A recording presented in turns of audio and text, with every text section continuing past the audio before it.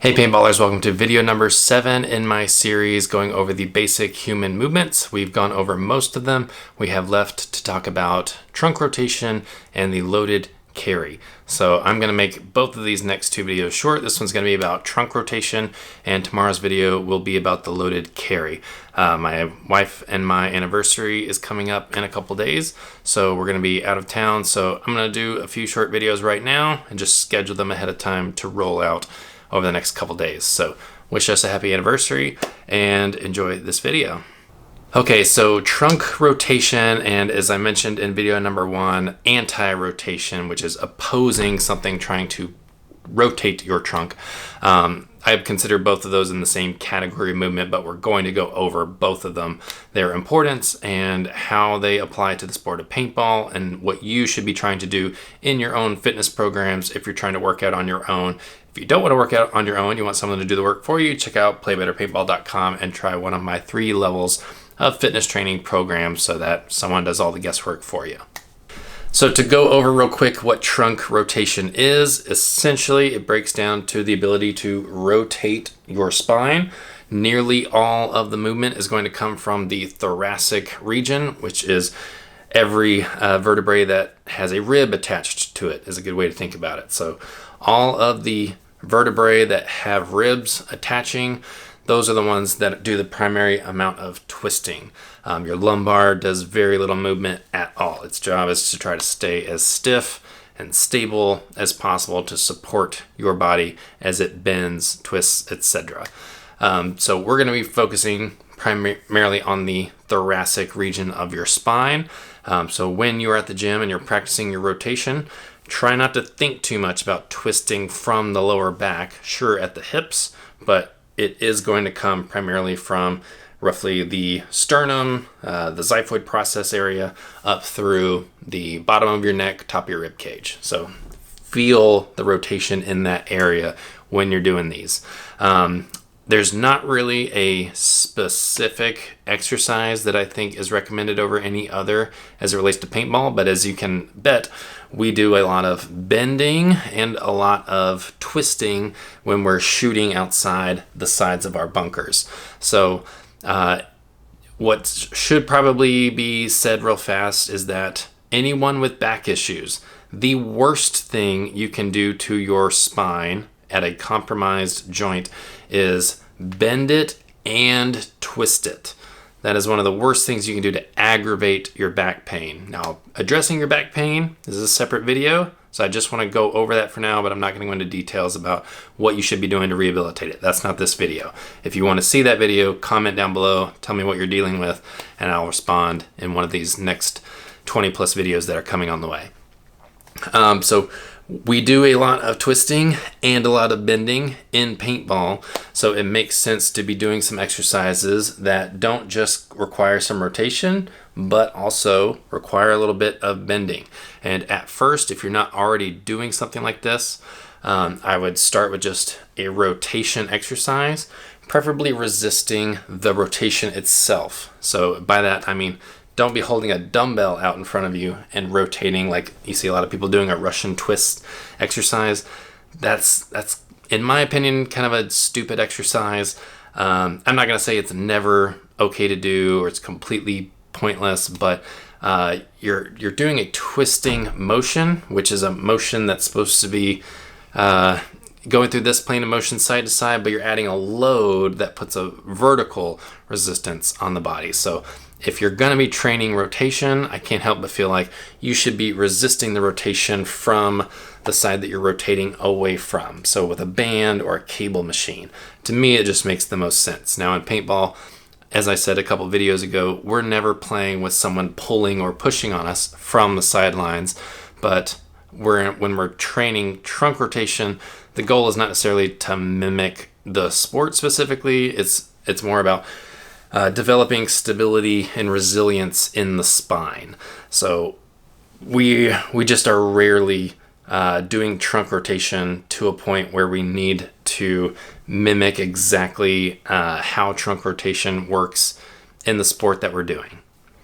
Exceptions to this would be the golf swing, which even then we are going to have a sideways influence on trunk rotation at the very beginning, but then at the bottom, we're kind of dealing more with strictly a perpendicular to the ground vertical force of gravity. But then again, as we swing to the side, and this goes for baseball as well, the resistance we're dealing with is traveling sideways through the body. So really, even in that situation, we still want to be training with some trunk rotation resistance from the side that we're rotating away from. Off the top of my head, I'm trying to think of when it makes sense to train rotation without a sideways load. And I'm thinking world's strongest man competitors, which is really more like a deadlift or hinge movement, as we discussed in video number 3, with a rotation of the body, because I'll be doing like things like picking up stones and putting them over here. So it makes sense to be practicing both your hinge, your rotation, and again, a hinge. But yeah, that's kind of like one of those really isolated incidents of when your sport would require a vertical load while you're practicing trunk rotation.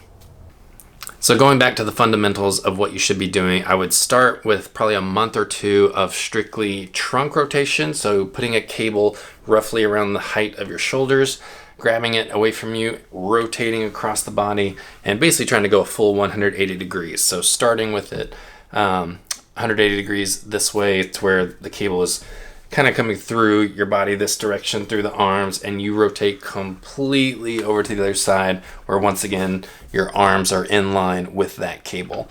And then to train kind of a bending, I would do a side bending exercise with like a kettlebell on one side, or if you're into Olympic lifting, I really like putting a barbell on your back and bending side to side. Now that is not trunk rotation, but they do go really hand in hand, especially for a sport like paintball, where our spine is twisting and bending. So while this, what we call lateral flexion of the spine, is not trunk rotation, these two are going to go really hand in hand for paintball training because of how much we bend and twist our body as we're bent over. Now, where we start getting into a combination of those two movements, rotation and lateral flexion, is when we start doing things like a wood chop. So when the ball is, if the cable is up behind us and we're rotating and we're trying to turn so that we move that cable as far as we can down to our opposite side, and we're following it as far as we can, we're going to start to get some lateral flexion there, and so some bending in the spine. So that's an exercise that you can progress to where you're doing both those movements together. Again, people with fragile spines, take that into consideration. Do not just jump into that exercise. And for you younger people who don't have back problems, you can probably just jump right into something like that wood chop, where we are rotating and we're bending a little bit, maybe even squatting a little bit, trying to move that cable as far as we can down to the opposite side. There's obviously the reverse wood chop, where we're going up and away from that direction. So starting with the cable down here by our shin, ankle, knee area, depending on how tall you are, and rotating it up and away from us. So both of those are good. I would say, considering how light these exercises tend to go, it's really hard to do them heavy. Probably good to do 2 or 3 sets of 10 to 20 rotations one way, and then move the cable so that you can go the opposite direction for 2 or 3 sets as well. So you can modify this with a band instead of a cable. Sometimes it might make it, if you don't have a cable machine, you don't have bands, if your gym only has dumbbells, something is better than nothing. But I would start with like a 5 or 10 pound dumbbell and slowly bring it up and away from you. Even though that load is purely vertical, the movement of you going sideways is going to create a little bit of that side to side resistance. So you're going to get some of that. Your shoulders are just going to probably get really burned out trying to do that, because they're lifting that dumbbell the entire time. Whereas the cable, your arms barely have to work to hold that up, because you're really just holding the 2-pound handle in your hand. There's no weight that you have to lift up through the exercise. So before I talk about anti-rotation, let's mention the importance of mobility and your ability to rotate the spine evenly both directions as much as possible And there's a good chance if you're over the age of 30, you've probably lost some of this ability to rotate with a complete range of motion side to side. So not using any exercises, granted the cable rotations that I was just talking about will help you open up lost ranges of motion through these rotations, but doing just body weight exercise, or for anyone who's into yoga and does that once or twice a week, there's a good chance that you are going to be doing some body weight rotations where you're just twisting your spine under no load so that it's very safe. But what you're working on is trying to get into these deep ranges of motion and holding them, and not just passively getting into them, but actively getting into them, meaning no one's helping you get into that and hold it. Nothing is assisting you. You are having to activate all of your musculature to get into these far positions and actively hold yourself in those positions. So it's very good to be doing mobility work, which yoga is very good for. You don't need to be doing yoga to get the benefits of yoga. Yoga is simply an organized, orchestrated way of going through stretches that a lot of us use as our pre-workout mobility work. We just kind of shrink it down. Instead of an hour-long session of every single range of motion you can get into, we're like, okay, all we're doing today is squatting, pressing, and doing some rows. So let's just focus on the mobility work that makes those joints as loose as possible, as mobile as possible before we go do a workout. So we can do more targeted yoga basically before a workout and get it done in 5 to 10 minutes at most, rather than having to spend an entire 30 to 60 minute class getting the same benefit. So mobility work is a little bit different than trying to do resistance training, where we're strengthening and conditioning those muscles responsible for trunk rotation. But now let's talk about anti-rotation. So this is when something is applying force in a way that makes your spine want to rotate, but it's your job, your responsibility to resist that rotation. And a lot of this is going to come in handy when you're playing a short bunker. You're bent over and you're probably supporting yourself on one hand, and you're trying to pop out, maybe holding the gun in one hand, or maybe even you have both hands on the marker, you're supporting yourself on your knees, crouched down, and you're trying to lean out. Your job, your upper body's job, is going to be resisting gravity's force to pull you over, make you fall a little bit farther than you want to. You need to stay as stable as you can so that you accurately are coming out and lining up that shot. If you don't have good anti-rotation abilities, you're going to be kind of fumbling that movement out of your bunker. You're not going to be under control. You're going to wobble, and your aim's not going to be that great. So we want as much stability as we can through our spine in those situations, and that's where anti-rotation is going to be so handy. Now, an anti-rotation exercise that you can do, again, at the cable machine, I'm a big fan of the Powell-off press. And you can do this press from a few different positions: half kneeling, full kneeling, so one knee on the ground or two knees on the ground. You can do it standing up. You can do a overhead Powell-off press. That's a killer one. And actually, if you've never done these and you're pretty deconditioned, I would actually start knees on the ground, one knee on the ground, then standing up, and then start trying to do overhead. And this is like 2 months of work at least. So really good way to just line the cable up just like you would with the rotations. Pull the handle to your chest. So now the cable is basically perpendicular to the direction that I am facing.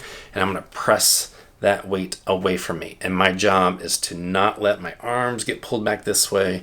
It's make sure my shoulders don't get twisted, that my body doesn't get bent over this way. So we're working on kind of an anti-lateral flexion movement as well.